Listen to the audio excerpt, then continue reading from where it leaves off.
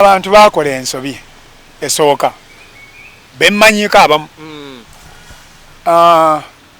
event yaffe yafuna immigration code. Yes. Buli wafuna immigration code kikuwa omukisa gwa waggulu okufuna abantu bangi abagenda okufuna visa. Lwaki immigration code eno event yo bali dedicating ku desk oba ku muntu agenda okuyita muki mu application yezo. Oba ali wano Nairobi oba Dar es Salaam oba Canada wonna waali simanyi nange. Kutandika business e Canada is so easy. Changu funa sente tandika company n'ogirwaninga bulungi ne bakuwola sente n'oyongera muno okola kyokola. Osooka n'oggulawo no. As long as okumye credit yo. Okay. Era bw'otuuka n'ogera mu banka ne bakuwaka credit card ka 10,000. Kozesa ddayo ekiro kasasule. Kozesa sasula. Building a credit. Ndenga batugamba bo bakozi ba paperwork abayina abantu. I always emphasize on them. Era nalina Katonda kimugamba. Nti omuntu mugamba akuweereza email ng'eri mu mannya g'oyo. Ono aguze invitation. Gwayagala okutikka okutwala okukolera paperwork. Lwaki nti ye security yo gwenga event organizer. Email babanga eri mu mannya ago. Oba oli omumanyi eyakuwadde sente oba tomumanyi oli atandisi muweko copy akola paperwork. Yes. So ne mwana akusanga e Kampala gamba mental health na sente zange nti okay ziriwa waziwaffe nti naziwa guni naye angamba agenda kuntambuliza mugwe amanya go galiwa nti gegano ffe tugenda okebera mu system nga tolimu ng'ogenda okutambula weetegeke n'ebintu 4-5 nkiddamu ne Julius nakimugambye printing a invitation yo printing a air ticket yo ekuleta nekuzaayo COVID certificate simanyi oba kyazisaba tabazisabanga konze nenga otambula nayo bwoba olinamu akasente beera ne travel insurance. It's very important. Tuuka eri n'olwala ekirala mira ne anti-malaria kubanga wano oyinza ova wano n'omusujja n'otuuka e Canada omusujja ng'ensiri zaakulumye kakalaamu omusujja bwe gukukwata ng'oli eri okuzungu okunoonya amalwaliro agajjanjaba omusujja kubanga ezo endwadde ebi tebaziina. Temweweerayo ku kisaawe mugende ku events. Abantu abaweereddeyo ku kisaawe bangi babaziiza ebyo by'okutuuka eno kuba emmeeza yakuba emmeeza nga nabo bagikuba oba bo basirike tiketi yeyo nyini gye bajja okukyusa ekuzzeeyo. Staffever Uganda Limited, kampani ekakasibwa gavumenti okutwala abantu ebweru, yeetaaga abalenzi n'abawala okukola mu ggwanga lya Qatar, Dubai ne Abu Dhabi nga ba cleaners, waiters and waitresses, cargo handlers ne ba security guard. Wabula ng'emisaala mirungi ddala. Jjukira nti balondoola n'okufaayo ennyo eri abo be batwala ebweru. Okumanya ebisingawo kuba ku nnamba noti 764 174 527 oba noti 74 noti 672 684 basange ku offices zaabwe ekitende ku Mwenda Entebbe Road. Muna Uganda wangalira mu diaspora, America, Canada, UK, Australia ne Germany. Ng'okyakola emirimu ebiri kwesatu okweyimirizaawo. Okola akaseera kawanvu, okola ku weekend, okola ne ku nnaku enkulu. Tolina kadde n'akamu okunyumyamu ne famire yo yadde okukiringa nabo. Omukisa guno nkwanjulira enkola ey'okukolera ku mutimbagano online business. Kolera awakaawo oba mu kifo kyonna kye weegomba mu nsi yonna. Awo nno ofuna akaseera n'abantu bo ng'eno bw'oyoola omudidi ng'okolera ku mutimbagano. Tekikwetaagisa bukugu bwonna. Abakuyambako weebali okuyisa mu mitendera gyonna. Okumanya okukolera ku mutimbagano yita ku www.d-flax.com oba tukubire ku +1 925 214 3563. Kolera ku mutimbagano ne babinojjo bakwebuuzeeko. Uganda byogere nyana gyo sinzira okuba ngo tulebe nyebalire ddala.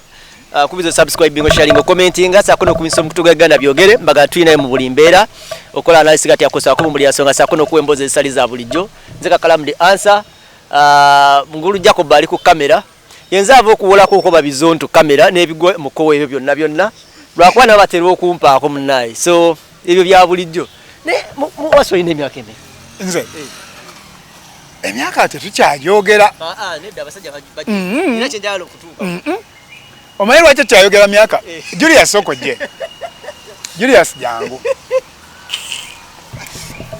emyaka egyo gina munnaffe gwe gyaleetedde obuzibu omu nga bamugamba wali wano n'ogamba bwoti wali wano n'ogamba bwoti wali wano n'ogamba bwoti kale emyaka twagiregera ba immigration officers ate nesirago kakala omusajja ono omulimu guno gwakola abagwetaaga bangi nnyo kale tomulabisa mugamba myaka egyo abaana batekoba kati bamunoonyeza ku pisito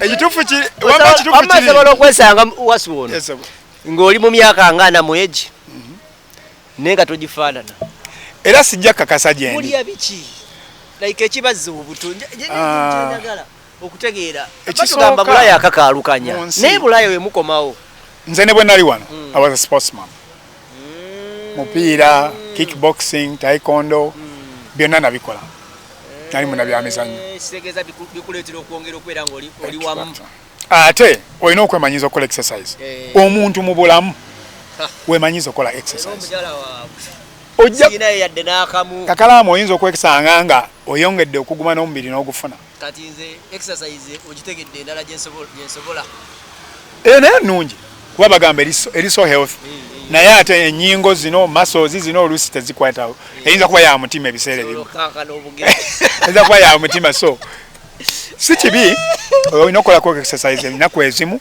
to keep your health up ogezaako abantu nga bakiraga nti kyangu nnyo tolagenda mu gym so n'okolera ewaka n'ovuga akagaali n'okola otya no stretching n'okola press ups you can do it home exactly ate oluusi bata tunyanye nnyo naye ka muscles ezo bweze contracting nesobola okuba nga zikola ki zikuwa obulamu n'omutima guno ffe bwe twalwala covid mu time eyo actually nze nalwala covid ya mirundi ena naye tewali lunaku we nagwa wansi emirundi 3 nasigala ewaka emirundi ennaku 3 nasigala ewaka omulundi ogwasooka nenzayo ku mulimu emirundi ogwokubiri nasigalawo ennaku 2 ogwokusatu saasigala waka n'ogwokuna saasigala waka actually newe najje Kampala 2021 ya covid nankwata barata it was normal kwambala wambazi mask because I was healthy I was doing exercise basiroza nakulu ngoita sana kutegera nti covid ya nnoma obulamu buli butya mwami waswa bale tuina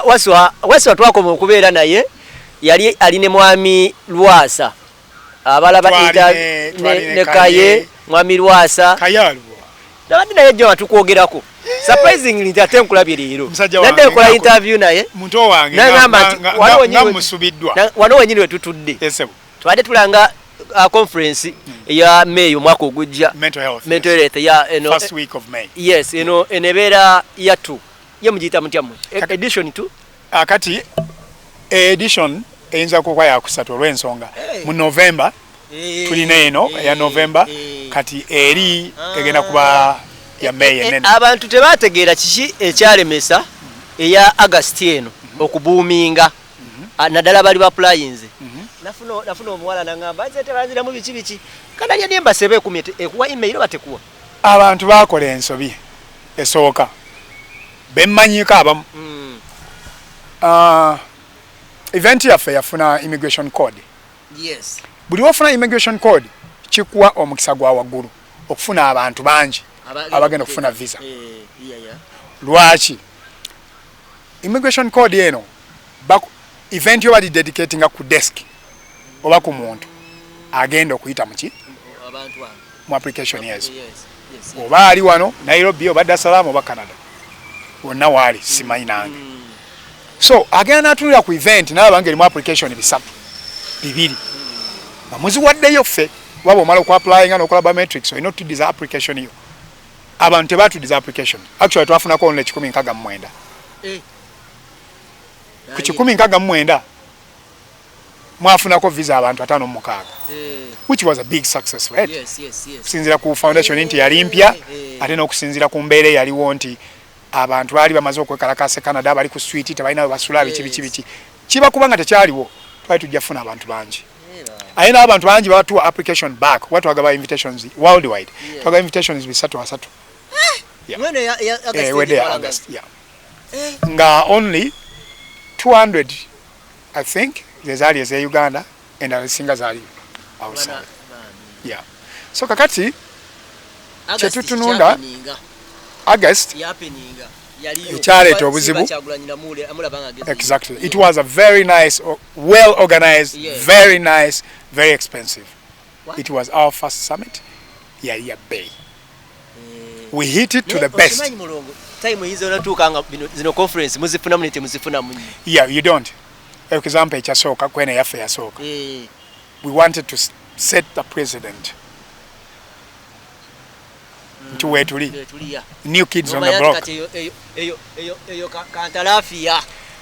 Sina kutalafia, but to do the right thing. Jukira bw'ogwamba service provider bakuseera oli mupya tebamanyi oba onodde oba todde ebintu ebimu batumanyi w'obijja obigwira ne bya bbeeyi jukira ekintu buli okirwamu otandika okugguka n'ebimu n'otatawaana bihayalinga n'obigula and it's so cheap ebimu okubigula bekiwulira so it was very expensive. Turn up teyali nnungi nnyo kubanga abantu bangi ba international tebajja. Why? International bibaluwa beba nabe Uganda abava Kenya ne Uganda wano America wa nabe Uganda inda ko nabe leli na pendo batu international. Yes sir. Akokapia so nawo international bojeri okiwulira inda ko zeno madam maji. Yes sir. Ndiye ndi wamanda yesterday batu wana na de no muntu gwenjogera naye ku simu nagamba munne hey please wait I'm on international call koze agamba ndi uno Neye Kenya sebe bera international. Omuntu nga ava ku Kenya kujja wa. Abera international ekitegeeza kya tetupa batakitegeera. Abali eri na fero tuwera international. Yes sebo. Kakati event yali so good, well organized. Naye yabulamu attendance ey'abantu ki? Balino kwa bagesi. Yes. Singa bajja. Kijja kuba kibinyo yali nnungi. It was well organized, abagezi bali balungi. Even the immigration officers baliwo. Wow. Nekiyamba nditwala kubira wawo omusumali.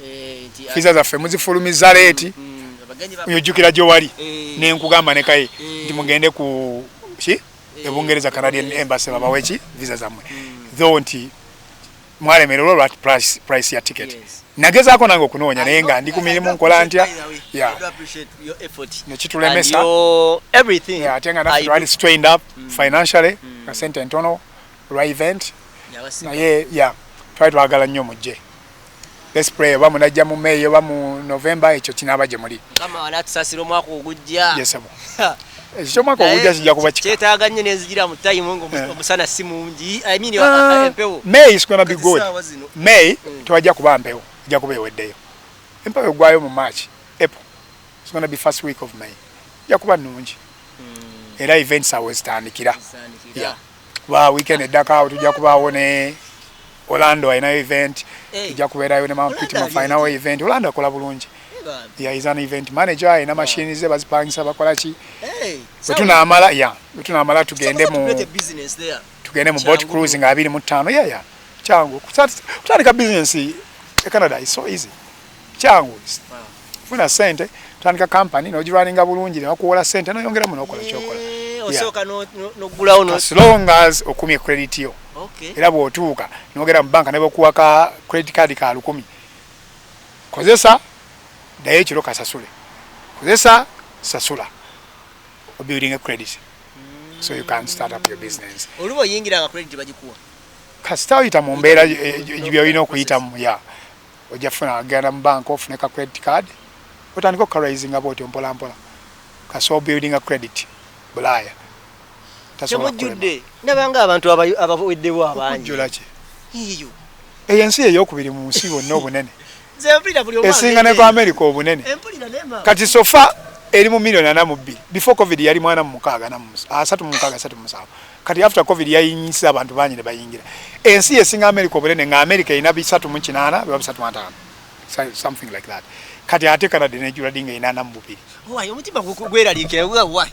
Wimbafunye omukisa gwange omwaka ogujja. Oyitawo okono gate mujulirawo ne muganda katujjudde mulekerawo. Tekirimu tekibera. Kalaamu ekyo nakikugamba twayogera we had a long talk last time you remember. Ne gamba kiri gyoli ne sente wana Uganda ozikolerawo. N'obugagga obufunirawo. But naye anti ebiyulirwa byo biruwa. Obalamu. Gwe n'obalamu n'osalawo. Oyinza ogamba nti akangu beno visa nzireyo bampe ya mount mu myaka 10 bwe nabanga biganye bwenziruka bwe nonye ekyeyo kya cash n'enzira ye Kampala nosalawo gamba nti okay ndi muvinga mu mwaka bwe ginga maze bino na bino so life is what you make it munaize mbera onengati buli gwewulira yageze simaye yageze abasajja tebechangira awo ngese ate bajja kudda tena jejjula alera bagenda bajja kudda alera bagenda unafuna send ne investments bajja kujja bazikole wano alinga feche toyitaga nze nganze na Uganda toli ebyo wadde mbera Canada ebandi mu Canada kino wakawa bawachi waka kitufu tukole tu investing ewa waka ebyo byokusapiriza tera agenda tukulakulanyiza nsi ya byokusapiriza ebyo taliyo it is we bachiwulira so event yali nungi mental health gwomunana it was nice well organized buli kimu kyatambula bulungi mwe bali butakuswaza siroza ababaswaza oba nafe abatuswaza batukola bubi muna omanye ebintu ebyo nze ogenda okujja ewange kyali kipya kyovola abatwafuna kyovola banakulaba wesika neŋŋamba ono ndooza agamba ekisajja ekiza okutubba wano kiroke kiyitire ku kyano yange kibba abantu kitandiko listen mu Kakalaamu abamu tuyina amannya ge twazimba e Uganda bazadde baffe balina amannya ng'otambula ku lumu n'oyitawa nga teri agamba nti gundi oyo yanziba no that's what we want to maintain ne gye tulaze ne gye tudda kino ekintu tukikola okuyamba abantu much as ebimu going wrong nga tobinaako control kuba ffe tuli eri kyovala nakigambe Julius nti ffe twagala omuntu atucontacting tumuwe eki invitation ye ku email address ye ndenga batugamba bo bakozi ba paperwork bayina abantu I always emphasize on them era nalina katona kimugamba nti omuntu mugamba akuweereza email ng'eri mu mannya g'oyo ono aguze invitation gwayagala okutikka okutwala okukolera paperwork lwaki nti ye security yo gwenga event organizer email bwebanga eri mannyago oba oli omumanyi eyakuwadde sente oba tomumanyi oli atandisi muweeko copy akola paperwork so ne mwana akusanga e Kampala agamba aba mental health nabawa sente zange nti okay ziriwa waziwaffe nti naziwa guuni naye angamba agenda kuntambuliza mugwe amanyago galiwa nti gegano ffe tugenda okukebera mu system nga toliimu kiba tekikikwatako bw'oba watucontactinga era nkigamba nnyo abantu come to us direct oba ani agenda okukolera paperwork we don't care jangu ffe invitation gijja kufe ne waberayo event yeri Canada nkubira ombuuze mulongo eno invitation nabya event bweti ne bweti ani agirimu omwesiga nze mukubira direct kuba tulina ekibiina ekitugatta ne mugamba why waliwo omuntu ayagala invitation bwati ne bwati ate era nange oyo mugamba nti invitation gyoweereza omuntu oyo mpaako copy ku email yange safeguard myself ompadde passport yo oba ompadde sente osadde ku simu yange ye Uganda I'm taking the responsibility manyi gwendiringa naye ajja kuwa invitation era ne mugamba nti muweeko copy nange ompeeko ki kuwa security yange oba milioni mu 2 oba mu kitundu oba mmeka whatever so tukola ekintu kino okuyamba obufere bungi nakigambe Julius muntu agula invitation emu n'azoozamu n'agabira abantu naye nga naffe twakisalidde amagezi ninga ate sente ze batwala ze mubajja ku size nyingi eziri awo like size nyingi naye abali wana bakola paperwork abamu sijagamba bonna bo basasuza ate na nyingi ale naawulira nga alumwa n'okukwatako 3 oba 4 oba 5 abiwe na nyini event oba kitegeera okiwulira so ekyo si kirungi kibi nnyo kubanga naye ekyo we twatuuse twakifunidde eddagala amanya g'abantu ge tuwadde invitation tegagenda kuma ku Canada Border Service gagenda ne kwembase yawa ye Kenya libakonera oba Dar es Salaam ffe tubeere nga tuwaddeyo amanya okiwulira buli invitation zetufuna zetufulumya nga tuwaayo ekyo omukyala yakiŋŋamba oku Canadian Consulate nti okwewala ebintu bino ffe wetunaateekayo erinnya bwe tutyo pa bw'oba naakebera erinnya lyo nga teririimu kwembase ye Kenya eyo Bana kitegeeza forgery emyaka 7 kati gwe awadde omuntu sente z'obukadde 7-8 falaasira omuntu lwakuba bamu babakweka ku gundi logins kye bamuzzeemu takimanya okibulira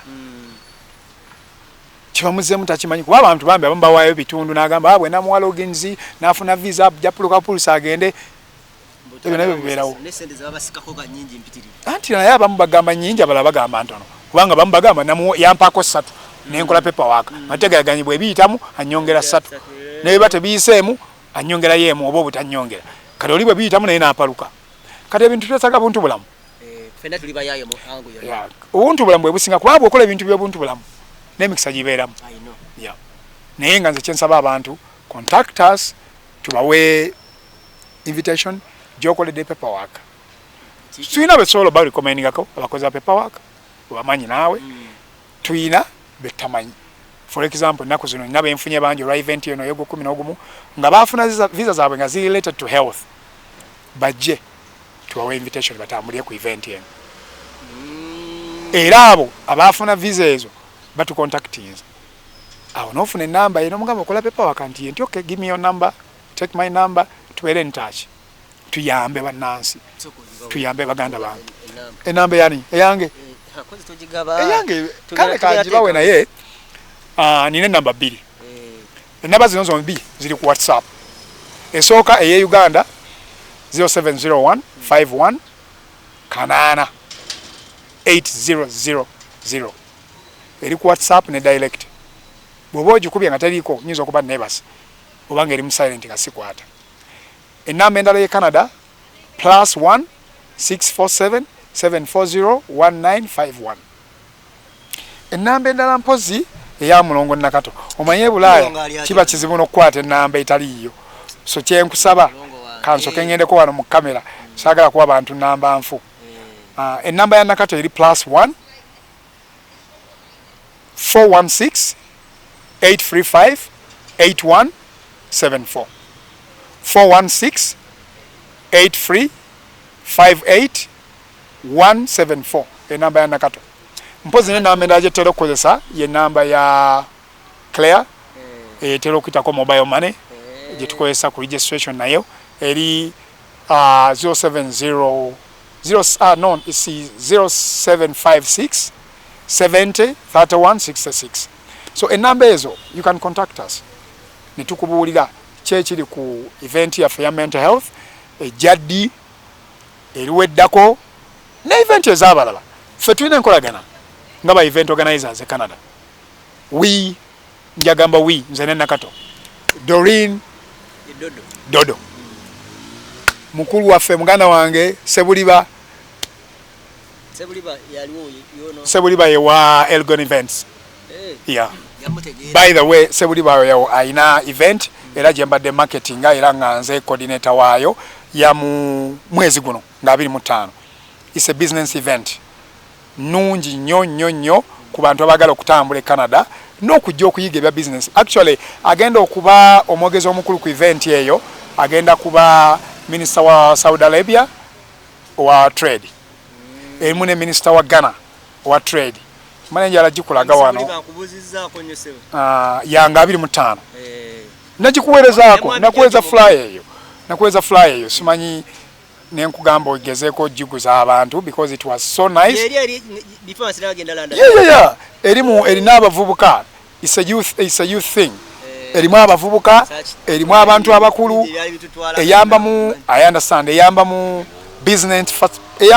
business fraternity bonna eno ojijukira Global Youth Forum and Expo eyamukulu Sebuliba era ndowooza ogiraba nze mbadde nkola ku registeringa ku marketing e Uganda ne mukulu Sebuliba yennyini Global Youth ogenda ku Eventbrite kebera Global Youth annual is the third one guno omwaka gwa kusatu Global Youth Business Forum and Expo egenda kubeerawo nga 25 omwezi guno gwennyini it is very good, it is very nice it organized n'abantu abasinga okuba abalungi so it has a lot of professionals in business najiri mulasiya nensanga abantu nengamba yes this is the guy Sebuli yakoze ekintu kirungi nnyo yeah exactly abantu bonna bagala otambulira mu business you can also contact me Mr. Sebuliba we give you updates nebikola ki Mwami Joseph ate gundi George ainayo jemanye wa erete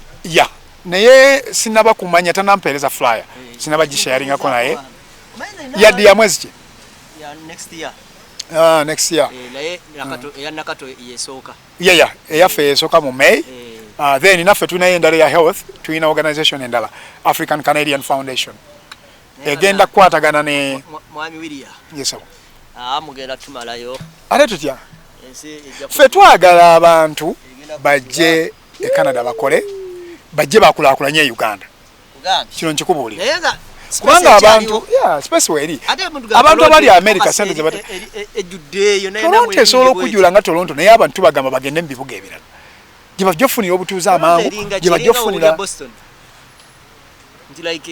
kuba na Uganda okubaamu abangi forex that's true nga bwolaba Boston America ne Toronto bweri abantu bangi era Toronto na by the way erimu abantu nga milioni 12 ku milioni 42 eziri mu Canada yonna Toronto erimu nga 12 oba 11 around that tewannaba ate yeyongera expandinga okiwulira so ekiriwo nti abantu baagala nnyo mu Toronto olwokuba baagala nnyo okubeera mu kibuga naye opportunities nyingi ziri outside era abagenzeyo bazifunye tebaagala kuvaayo outside Toronto mu states endala Alberta waliwo wa mukwano gwange Kasimu yalina Buganda kwe kwaffe actually naye Kasimu namuwa abantu bangi abaali baagala okgenda abaali bafunye visas related to culture abala baali ku African descent ne visas abane zijja ngobudde buyise bagende wa Kasimu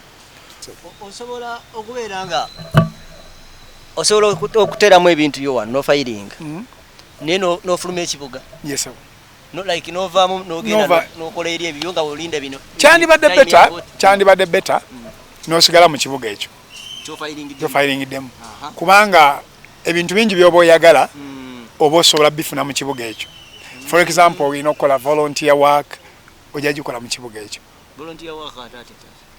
obwannakyewa abasajja bana bazungu okuwa ebintu bingi olina okubanga olaga nti ensi yo ogyagala oba ensi gyogenzemu nti ogyagala ffenaffe sebo tukyakola volunteer work yesebo kikakasako gwe ng'omuntu n'okola volunteer obulungi bwansi n'ogenda n'oyamba abantu oba abalongoosa n'ogenda n'oyamba abantu abalina events ezeza abagaba ebintu kuba homeless n'oyamba there's a lot of organizations zosobola ogenda mukola volunteer ebinaye bikola kinene nnyo zikuwa certificates era zikola kinene nnyo kufuna empapula terugwa bwerutyo si byangu naye nga olina obiteekamu omutima olina obiteekamu obwagazi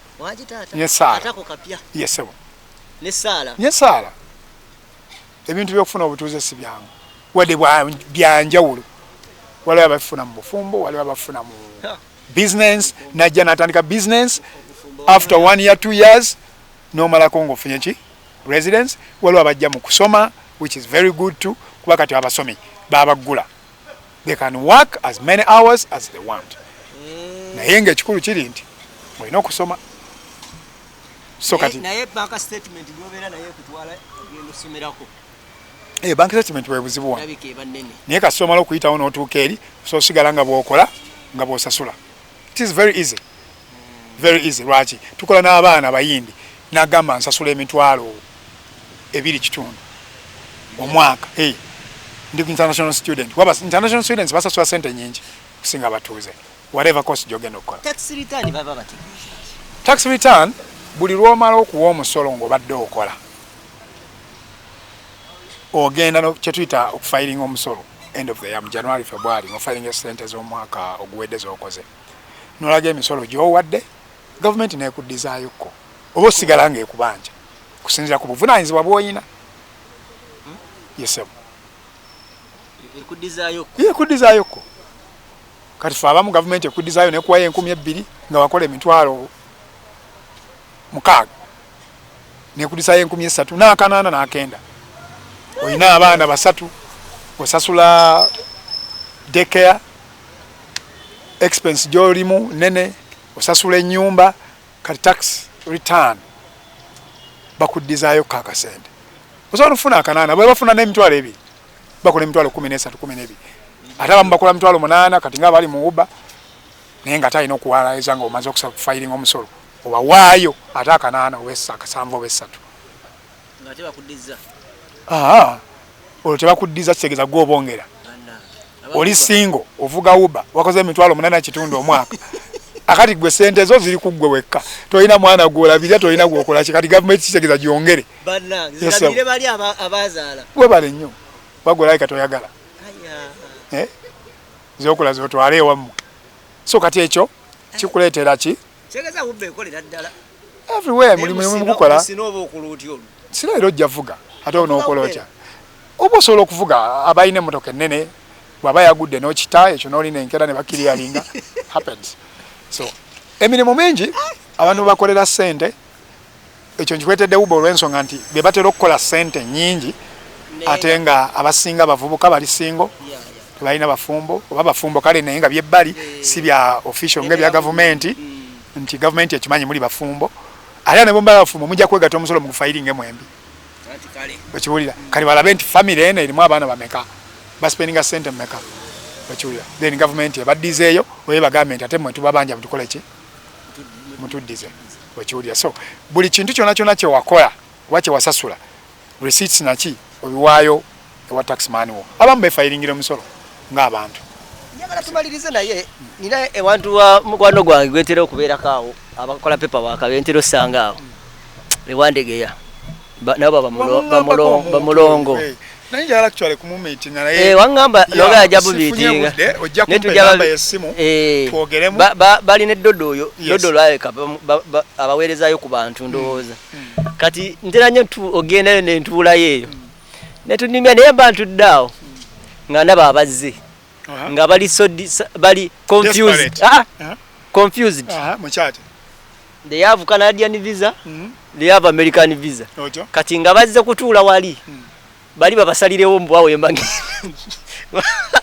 embangirende watuufu waliwo obuzibu butya kwanze mbalaba so musiba bibi ogenda omuntu akusalirewo kisooka yali abaddeko mu nsi zino zombi mbwalirayo abantu bangi mubasobola omunyonyola ekiri eno nti America nti kale abapepa waaka baba balina experience mu bantu bebamanyi oba abamu abapepa waaka batambulako n'abantu bebalina bebatutte babawa references ekyo nze nga nze sijja kyogera nti wakuba ndi Canada nja kyogera nga ndi fair nti kisinzira oba olina visa 2 kiki kyosinga okwagala era na mu bwangu ki era na mu budde ki nze nali Bungereza nenvayo nenkomawo nkole wano business kuba ekirooto kyange tekyali kyakubeera nnyo Bungereza kyali kyakkola wano bwe byakyankana n'ebya business ngamba container bikadde babiweze biki kuba transshipping electronics duka yo nalitandika nga ndi Bungereza so kati nemanya kati kyekyokukola abaana obazadde school fees healthcare ya bei buli kimu natunulanga ne bwe ngenda America era nina okufuba okukola nenda basikoze sijja kufuna healthcare ey'abaana kubanga ye yabwe ya insurance onagisasulira eya Canada eri free okiwulira eya America okusoma mpaka high school kuli free n'okwa Canada kuli free naye abaana education system eriwo eri better for example ku mirimu gyenkola egimu ku mirimu gyenkola right now nkola ku university Toronto Metropolitan University ndaba abaana ba student bangi abava America okujja okusomerawo Canada. One, it is cheaper. Two, waliwo courses nyingi e Canada ze basoma nga za sente ntonoko alenge era nungi okusinga ki n'oluzungu lwennyini nyini e Canada balusoma ate okusinga ki America. So natunulira ebintu bingi nenge gye tulaizingamu abaana security ne violence eri e Canada si eri America. America eri ku high rate. Sometimes ne racism abadduga vene kubaje bekuba mu amasasi bangambe ate e Toronto okiwulira boyita konga bonna buli bali akati abo ba homeless, you're going to find them anywhere, everywhere mu nsi zonna mu bibuga kati awo wetubeera we tukukumpira wa university yange tukolera Danvers we bali they are there na wano wekiri na America je kiri tewali sije kitalimu ekyaba homeless abakubiddwa drugs abo actually nja kubuulirako ku event eri gye mbalengenda okugamba ey'omu either September eya substance misuse eri injunction Canada African Canadian Foundation ngeri wamu ne Mulongo Diaspora Foundation nga tumaze May tulina ey'omuki September. It's about substance misuse and drug misuse. So ebyo biri mu nsi zonna naye okomparinga n'olaba waawe kikola ki wekisinga ekyomukiso mungi ffe twafuna omukisa mukulu waffe n'agenda Professor Galabus mu 79 yava wano ku mulembe gwa Amini yali akwata mupiira mu KCC Amini ngayagala mukwata kumuteeka muki musimba ate nga emakerere y'omu ku bamuzoganya atenda mu politics so kati nadduka n'agenda Canada. He was there, he's been there for many years. Ate nga musomesa asomesa ku university. In fact ne wamakere wano wasomesa era asomesa awo mu Institute of Social Research yabadaji kulira mukulu bamdani we yavao yaddawo kati akyasomesa wona naye kati ali back and forth. Yeah, so yatugeraageranyisa n'atugamba kiri gye muli olwaleero ne Bungereza abantu abamu bajja Canada, America abantu abavaayo kujja Canada bangi bakuza batya abaana, education system, health system yaffe eri free. Na Bungereza I think eri free njukira the NHS which it was free naye kati yali violated by the EU babayika abangi sene ne bazona ne bakola ki it was messed up ne weekendinga munenga ejja ku rebuilding maybe but one thing kyengezako kugamba nti ebisendererwa byoyagala bye bikusazaawo genda America oba Canada jafuna amangu empapula osono funa mangu empapula Canada n'okulosa n'ogenda America n'okolerayo inakolera ka America wachiwulira katembera Canada so many people banji tumanyi ba Canada bakolera America so Central America jazifuna mu bwangu naye empapula usizirwawo kazibereza bine bya asylum kazibere bya marriage biri very tricky kazibere business work permit visas okufuna ki residence so osobola busikayo ne Canada obugagga gye buli tibakulimba gye buli abaana bakoze sente bazimbye ebizimbe bakoze ki naye nkugambye kiri kikututeyo nekyo yagala akasente omaye kisingo tuluma 273 ebita ekyo si kye kikulu noga ezino nga nyingi mu Kakalaamu ekyo tebakikulimba si kye kikulu ekikulu is how much you save. Okay. Wachiwulira omwana ayinza okuba Canada nga afuna $8 $7 naye nga kyasavinga tamanyi wa America ne expense gyayina wachiwulira kyo savinga kye kikulu kazibeere sente obere Canada nga lwa abaana bakola emitwalo gumu omwezi 15 kangana kakaga ngoli akola 10 ezi 3 naye nga asobola okumanuvanga na savinga millioni ze Kampala 4 oba 5 ng'akola emirimu gyebiri naye kikyo savings kyekikulu kyogenda ku investing eka nekyogenda okukoleka n'ekikyo kyewegaseeko sente zofuna zezikupushinga mu kikyogenda okuspendinga zezikupushinga mu life gyoyagala ojja zikolanga nyingi oyagala obulamu ki obulungi era ozirye ng'ate oli akoze entono alina kyazisavinga nekikyo investinze mbakia ekyo nakyo kikulu so bwangu ki bweyagalamu empapula nze ndaba Canada healthcare Canada okusoma Canada security wise nembulamu obuli wabaddugavu n'Abafirika ne racism sinyo kubanga basinga Canada bonna abasinga baki bagwira bakiwulira so unless ng'ofulumya wasawa wabwereyo n'ogenda Albert eyo waggulu eyo ate ewaleera tebubulamu kuba naffe nze kino nkikubuulira obeera n'omuchina naye ng'owulira omuchina teri muntu ayita muchina nti muchina amuyita akachina n'omuyindi wano era nga yawo omulala tewayagala mwesembereza nnyo obuyindi obwo like mu mbeera tugirina wano Uganda so it doesn't kitunulira ebbali tuula ku kyoyagala ekyo kisa ebbali tunula ku kyoyagala ekirala gobeera confident ku kyoyagala ngala kusosola gwe mulage nti tojja kusosolebwa wekibulira amateeka ago gamanyi ate si kuba mmeeza na byakyo yalukuleekana no speak yourself out mulage nti omanyi amateeka ago omanyi nti job security and otherwise kyembadde nabidde okugamba nti gyeri Canada America gyabyogerako bibi byerere money is there a lot of things have happened. People are so successful. Yes. Never the nungi sometimes. Mu states ezenjawulo. Etali na winter. Wachiwulira. Ndikushyocha e Canada. Nenga kati kakala mu bino oyambadde byakiwa ne Kampala. Bino bitwala. Njasimbadde kugamba ko Buganda. Kati nampewo kye kwambaza bino.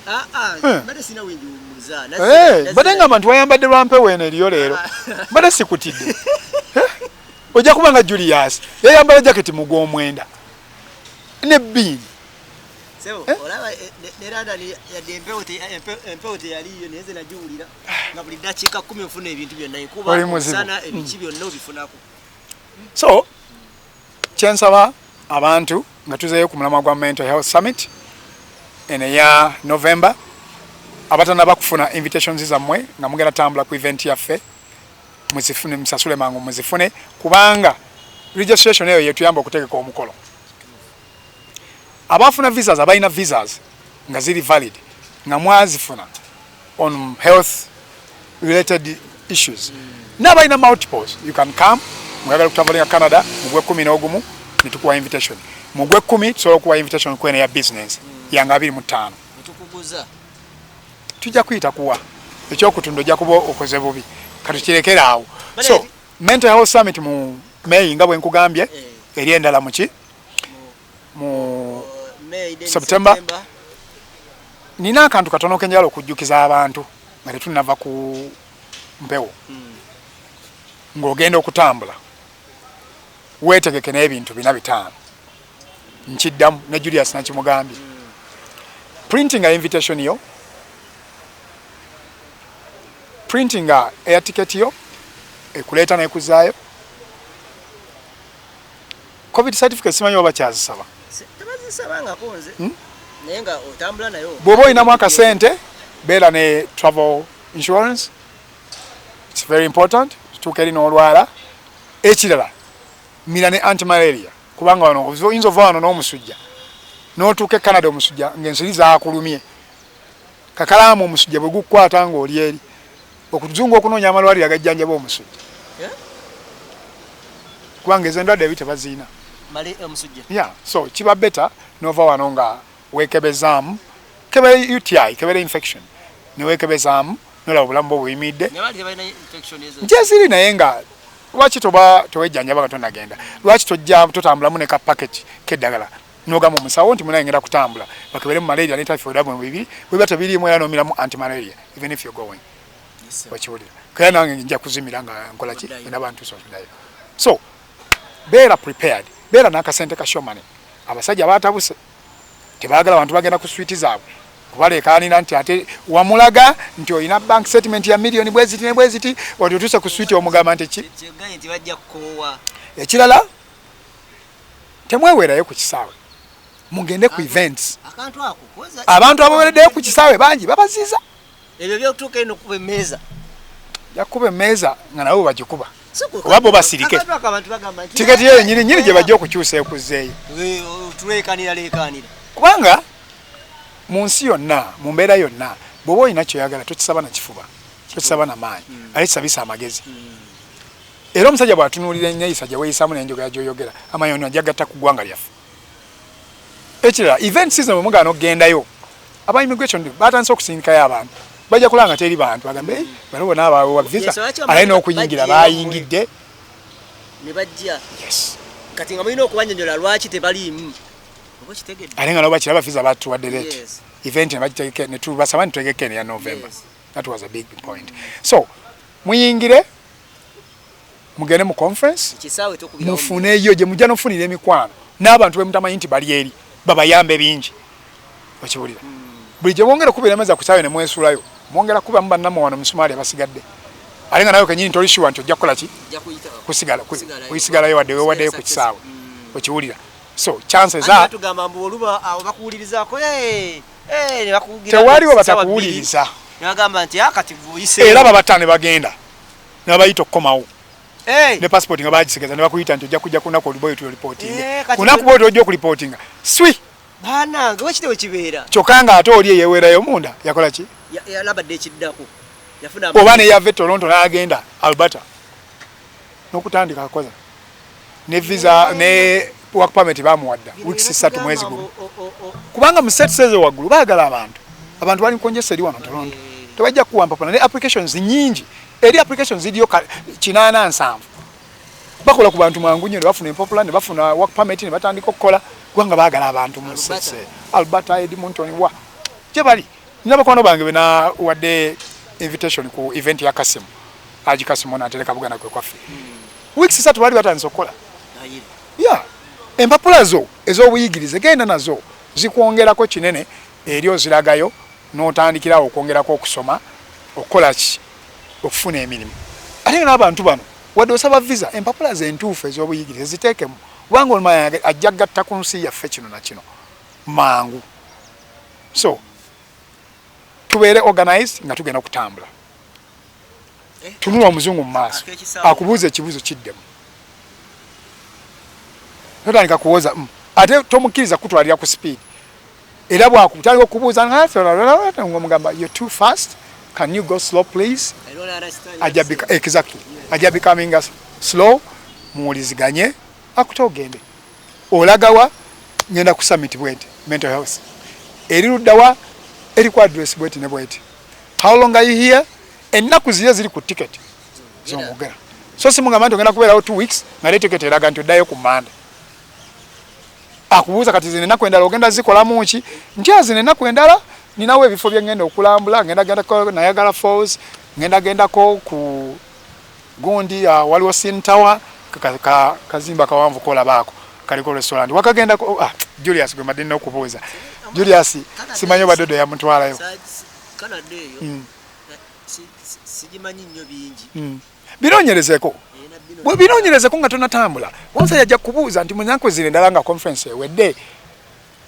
ogenda kukola ki bino biwanonyerezaako byomugamba byogenda okukola bw'oba ojja ku mental health mugambe nti nina facilities za mental health zengenda okulambula eno neeno bali aweya nti ojja nti abamu bali aweya genda ku net zinoonye communicating nabo bagambe nti nzija ku conference bweti ne bweti nze nva mu organization ne bweti after this conference njala visiting ku ki facilities zamwe ndabe how do people handle people with mental health zifananisa facilities zamwe abantu mubakola mutya so ebyo byonna bwotuuka ku airport wali bwobanga wafunye email no bagamba nti ngenda kugenda ko bwenti mu facility eno nga nvudde wano email communication eyo beera nayo mugambe nti event bweggwa nina facility eno bagita bweti ngenda genda girambule neno ngenda genda njirambule kyongera okumulaga nti ki ono tajja tulemeramu nnyo taze tulemerako ale ne wobo jja balemeramu kyongera omulaga nti oli muntu ali informed era ayagala okukola ki okuyiga yesebo so mbasaba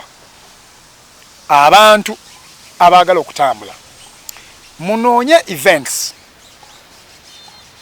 munoonye nabaki ne ba event bananyinizo event organizers musobole okufuna invitations entuufu ate era n'omuntu akutegekera pepa waka mubuuze ngenda kutambulira ku event ki akulage flyer naawe ogenda ogikebereko ti event eno gyeri bwe kiba kisoboka gwe wenyini osasula invitation akole ki ogimuwe oba oli bwakusasulira invitation osobola communicating n'abali ku flyer no babuuza ye bannange bansasulidde invitation eyo mumanya gano bwe kati ne bwe kati sente zaatuuse obadde la kwendi ku list yammwe ng'okominikana ne ba event organizers yesebo oba tulabira bonna naye weesiimye taata gwe mwaka otambula emirundi gy'oyagala KAKALAAMU si byangu bizibu twagala osigalayo tubenga nga tukola sente nabadde nfiiriddwa maama yabadde afudde Bungereza ate nga nane ebirabye nnyo okujja okukola wano so naye nze kyendaba okutambula kirungi oyiga ate era kikwongerako engeri yendabayo ey'ebintu buli otambula oyengola okulaba ebintu ebyenjawulo kobeere ng'obadde Canada n'ogenda America kobeere ng'obadde Canada n'ogenda Bungereza n'ogenda South Africa tewali kyotayiga otandika okulaba ebintu bingi n'okyusayo mindset n'entegera gy'otegeramu ebintu yesabu KAKALAAMU nkulinze Canada mwaka ogujja inshallah Katonda nga asiimye fewe tulisebo njagala nnyo ng'omusana guweddeko amini empewo eweddeko tukwatagane tutiguke na si wegala nnyo ng'empewo eweddeko Why is Bangamba Canada is one of the coldest country. Eri mwa tactic wagulu eri mu yellow knife wewa nyoga fine. Wabera -40, 30, 25. Tonto wano si kyangu nnyo. Boda yennumi amatu. Nga tudde kuba bweti olukati. Obimanya otaddamu na biraba. After how many years? Not so many. Not so many. Mako gujja. Jangu tukulinze. Inshallah. Ndabira mukuluka ye. Ngenda mulaba. Otherwise nino omuntu gwenjagala. Niye sinafuna namba ye. Mukulu Ntambi Frank. We wachika muganda wange. Mwami Sesanga William akunoonya. Nkubirako ku 0701 51 8000. Ninabye njagala tuogeremu. Nsonyiwo kuyisa akalango kumukutugwa mukama wange.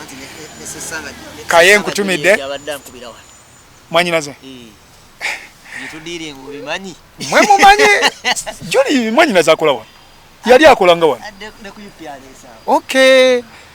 Mwanyinaze Julius Sesanga nkutumidde baganda bange bonna Nakato Brenda, Doreen. Ne family ya mweri bweti. Ate ye yagala. Ate bache tuyagale. Family ya tuli banji. Muri tuli America to Malawi, tuli Canada to Malawi, tuli Bungereza to Malawi. Bwe tusitukanga tuzze wano. Olujja lwonna lwegga. Abana ona abudde wa America. Wekiro wekisana. Kwagalizagana mwagalize bannamu. Omunyala waabwe mu kikaya ageno yasoko. Okulinya nnyonyi. Julius muli bameka mu kikaba lye bulala. Abali ebweru. Abali bala kunayagala follows kali. Sina yagala follows wama bali bulala. Wabula ndi omu. Oliomu. Ndi omu nze kutomu. Nange nza kutomu bikatika kibiriti. Era family etuka laga banya ne babera mu kikaba. Tukoze bubi. Banya Canada tulinayo nga 3 mu 5. Banya tunzo okuwezaana. Ebungereza oba nkaaga simanyi. Family meeting in Canada. America. Mwagalize bannammwe. Batambule bakole ebiyamba okwongera ku nseno. Ayira mwenga mwatandika. Tetusinga okwagala. Kwegamba mwe Nze waffe yatambula nga tukyali baana bato ne bamaama baabo. Nayenze kyensaba. Mweyagalize. Nete musala mwe kubona abonera bweru. Tewaye kitasoboka mu nsi. Kweyagaliza kye tulina okukola. Kyovula naffe twasazeewo twagalize bana Uganda. Tegeka events zino batambule. Ensi eyongere okulakulana. Bafune knowledge. Edde waka. Bani abali batuseka South Africa yenze wuyo. Yesebo. Bani abagenda Dubai yenze wuyo. Aha. Ebungereza kati mwako kujere. Ani agezeke Canada inshallah nga ntuse. Kachikube mu musumali katono. Otereze empapula wona wono bosazeewo. Embere kyo. Mukuyiya noyo mwana anantegula. Lwaki omwana akutegula nawe wetegule. Weyiya. Why? Nza taina yo wa Uganda ngamu. Inokuyiya. Tewali kitasoboka. Tubagala nnyo tubalinze ku Mental Health Summit 11 abe Canada mujje 11 obanga 10 November. Thank you, bye bye.